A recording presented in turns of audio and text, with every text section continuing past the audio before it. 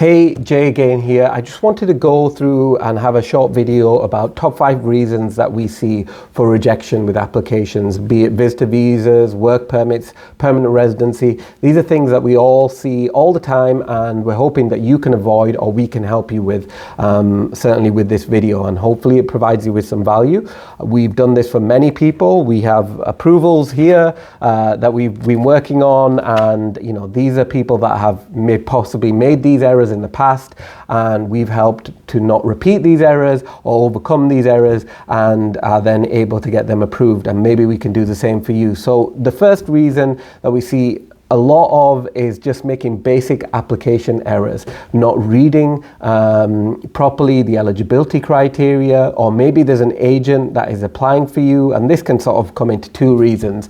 And the agent basically applies on your behalf and you don't know what they're submitting, and there's a real lack of quality of work. They haven't understood your application, they haven't asked you any questions, and if they're not asking you many questions or they haven't had a consult with you, then that is a red flag in itself. And then submitting the application and there's just errors in the application, or they've just not ticked the right boxes. So those are a couple of the main reasons that we see. Another reason that we really see is not highlighting the strengths of the application. So if there's financial reasons that it's been rejected, or they don't believe, say, your relationship is genuine if you're applying for a spousal open work permit, it's about having an experienced hand and understanding exactly how it should be structured. Now, you might have weak points in your application. Doesn't mean that you hide them. You can address them, and many people try to hide them. We don't try to hide them, but we do highlight the strengths. However, if there is weaker points, we try to address them and try to maybe bring in precedent and law and show that if it is a weak point, it still has some solidity to it, in terms of if there's precedent that it can't just be rejected just because maybe your finances are a little bit lower. Then we can prove that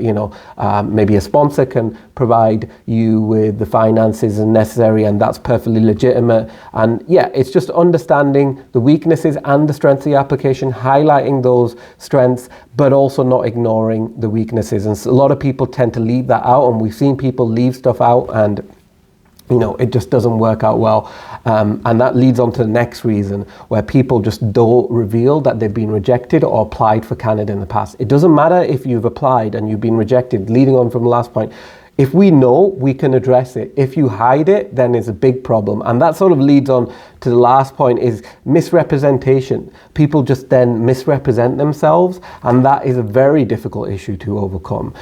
It's important that you are open and honest in your applications, and that's why we take the time to delve deep into your application and understand it. We will never excuse ourselves from asking too many questions, because that's the way to understand your application, understand your story. It's like a jigsaw puzzle, and we always say it comes towards the end when we can see the holes in the jigsaw and we start putting the pieces in to fill those gaps. So it's important that we understand you, and our process is unique in that sense. So we're hoping that we can help you in the same way. Please get in touch, and we look forward to speaking to you.